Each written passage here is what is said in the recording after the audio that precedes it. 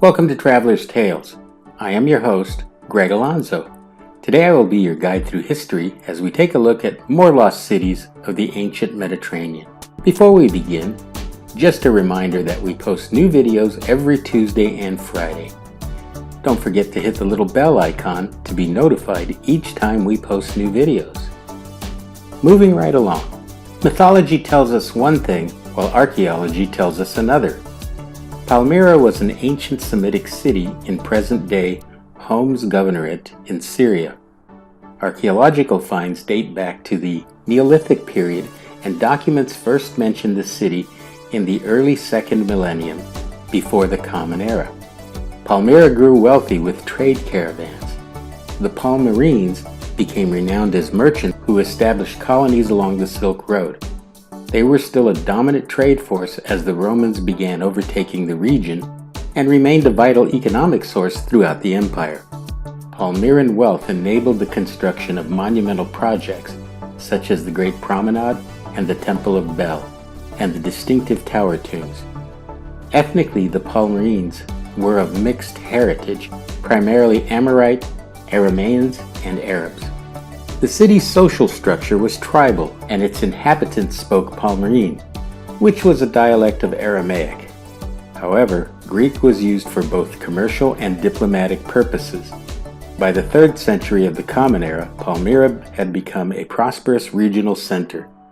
In 273 of the Common Era, under the reign of Queen Zenobia, the Palmyrines rebelled against Rome. Roman Emperor Aurelian was quick to defeat the rebels and destroyed the city. If you are a fan of the Indiana Jones series, you just may be surprised to learn that Tanis was in fact a real Egyptian city. Tanis is the Greek name for an Egyptian city located in the northeastern Nile Delta. It was located on the Tanitic branch of the Nile, which has long silted up. Tanis is unattested before the 19th dynasty of Egypt, when it was the 14th nome of Lower Egypt. A nome was a territorial division in ancient Egypt. A temple inscription, datable to the reign of Ramesses II, mentions the field of Tanis, while the city was securely attested to two 20th dynasty documents proclaiming Tanis to be the home place of the pharaoh Simonides. The earliest known Tanite buildings are datable to the 21st dynasty, although some monuments found in Tanis have been dated much earlier. However, it is generally believed that these monuments were brought there from the previous capital of Pyramesses for reuse. After Pyramesses' abandonment, Tanis became the seat of power for the 21st and 22nd dynasty pharaohs. The rulers of both of these two dynasties supported their legitimacy as rulers of both Upper and Lower Egypt with traditional titles and building works. A remarkable achievement of these kings was the building of the subsequent expansions of the great temple of Amun-Ra at Tanis. It was at this time that the new royal necropolis at Tanis successfully replaced the one in the Theban Valley of the Kings. After the 22nd dynasty, Tanis lost its status of royal residence, but became the 19th nome of Lower Egypt.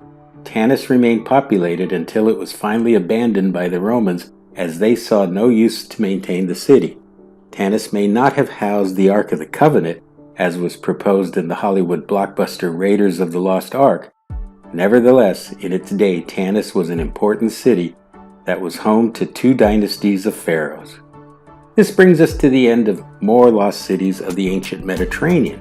Thank you for once again joining us for this edition of Traveler's Tales. Just a reminder that we post new videos every Tuesday and Friday. Don't forget to hit the little bell icon to be notified each time we post new videos. For your convenience, we have also posted our email address and Instagram information. We always enjoy hearing from our subscribers. Don't hesitate to contact us with any questions or comments you may have. If you haven't subscribed to Traveler's Tales, please do.